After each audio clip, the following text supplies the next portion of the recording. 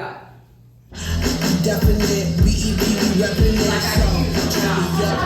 That's what we always got. Honestly, I got that boom boom pow. I feel you. Well, hi you guys. I'm Rebecca. How are you guys doing tonight? Happy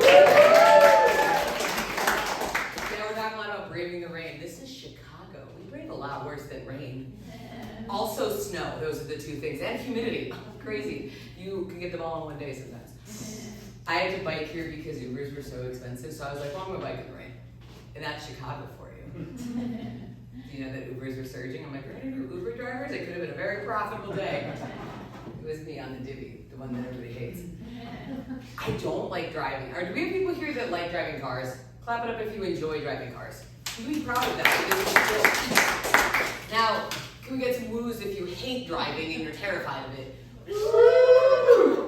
Same, dude, same. Okay, repeat after me. I like this chant, okay? Cars are death machines. Now you. Cars are death machines. And they are when you think about it. I think the reason I'm terrified of driving is because when I was 16, I took driver's ed. And in Illinois, it's law, you have to take driver's ed. But they don't specify how long that course has to be. And a lot of people take it in high school, so it's like, a semester. But I did the abridged version. Have any of you heard of Adam's driving school? Do you drive, sir? No, okay. It's like 6 weeks. So they're not teaching you to drive, and it's mostly with video. Because that's how we learn to drive, right? Is watching it on screen. For instance, I remember a very specific video lesson where they're teaching us the safety of trains, okay? Driving in trains. Don't do it. That could have been the video. Instead, it was like a game show, so you got the host and then the contestant. Ready? So I'm the host. All right, Carol, you're coming to a train and the gates are going down and the lights are flashing. What do? A? Zoom through it, or B? Yield. Carol's like, I'm gonna zoom through it, I'm a baddie. And he's like, all right, Carol, follow the question. A, pine, B, oak, or C, mahogany? Oh. And she's like, well, I love mahogany cabin. He's like, that's your casket, Carol! So I'm like pretty afraid of driving. It never went away.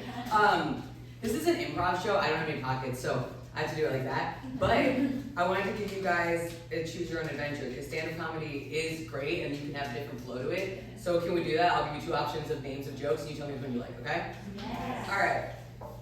I did the driving one though because I had to say it. You have to know how I felt about driving.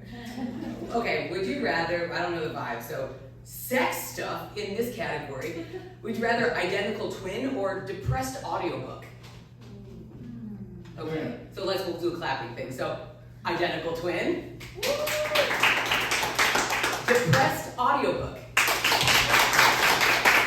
I am also afraid of identical twins. Okay. So I had a boyfriend who was very sweet. It was during the pandemic, we're all surviving.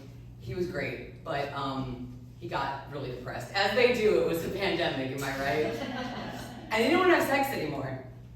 But he was self-aware enough to have a replacement behavior because I wanted it. Come on. All right, mama needs hers. But he decided to read all 7 Harry Potter books out loud to me in the accents. Do you know how much sex you're not having to listen to all 7 of J.K. Rowling's Harry Potters? You're so good at the accent, it's like your tongue could be used for something else. Not just McGonagall. And then 3 out of the 4 Hunger Games, but I was too hungry. I had to end it before. He's very nice, he's married now, so I feel like I'm good luck in that way, and I'm allowed to tell this joke because it's hilarious. What's funny is the girl he dated before me was like obsessed with Harry Potter, and I've only read them all 13 times. There you go. All right, so different category. Erotic vows or egg freezing. They started with E, so the category is E. Okay, who would rather hear erotic vows? Clap it up. Okay, egg freezing. All right. Great, I support women as well. So, or all those that create eggs.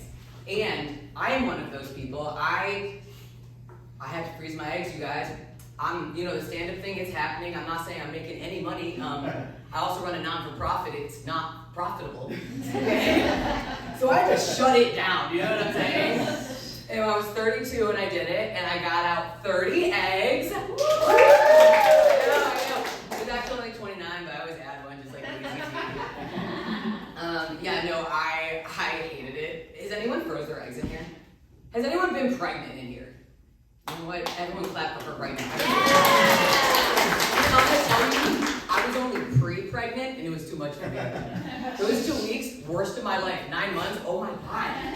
And I chose to do, I guess, I hope you chose to do it. Either way it happened. Congratulations. To me, I have 29 babies and they're chill, they're on ice, okay? But I wanted to be done. The nurse was like I was crying hysterically for like an hour. Women, hormones, it was horrible. And she's like, you could quit. She's like, I did not pay $5,000. I'm sorry, my father did not pay $5,000 for me to quit. Now I'm doing it. I'm an overachiever.